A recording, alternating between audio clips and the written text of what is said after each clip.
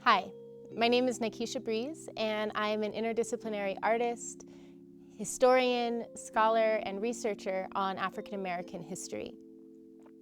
I live in Taos, New Mexico. For the last 20 years, I've been here, but my family were some of the very first settlers here in New Mexico in the late 1800s. They came with Frank and Ella Boyer, who were coming from the South, where African Americans were the victims of incredibly violent racist crimes. They came searching for freedom, looking for a place that they could live without fear for their lives, where they could raise their children, and they could create an entirely new world where Black people and Black communities were celebrated.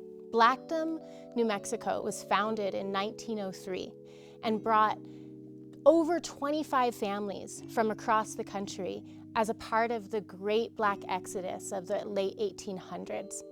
The Homestead Act was enacted in 1862, which gave free Blacks the possibility of being able to live on a piece of land, to work that land. You might have heard of these stories of being given 40 acres and a mule. Well, that promise is what pushed Black families out into the West, looking for a place to call home.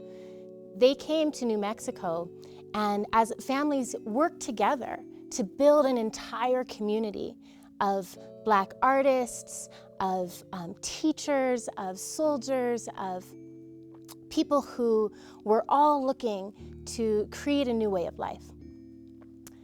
Blackdom didn't survive very long. Unfortunately, Blackdom, through so many different problems with both drought and with the local economy not supporting them enough, the town eventually was abandoned in the 1920s.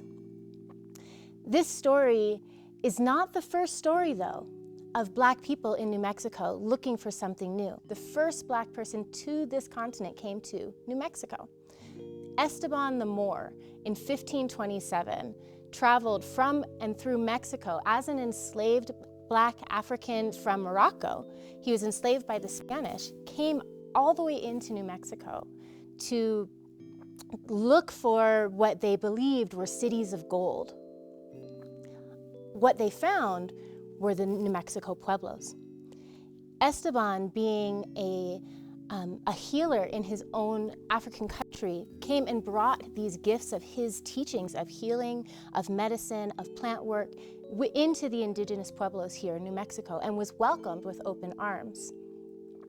Eventually, however, as he tried to bring this energy a little deeper into New Mexico, he came to the Zuni Pueblo, and they didn't want to welcome him in, knowing that he was a harbinger of a huge wave of colonization, which would decimate the rest of the country from then until now. So they did not welcome him, and unfortunately, he lost his life in that pueblo.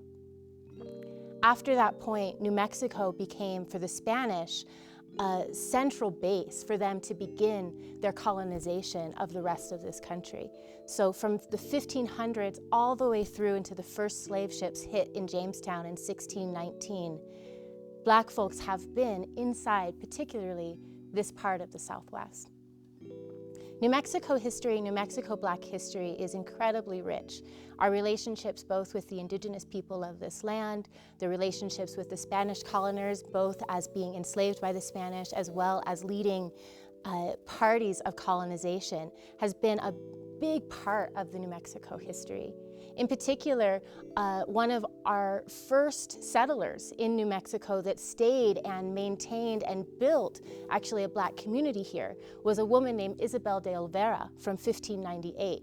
She was a mulatto woman from Querétaro, Mexico, who came and settled Santa Fe, New Mexico, in this early part of our years. So New Mexico history has been and continues to be, particularly Black history, a very layered, very rich, and very in-depth study.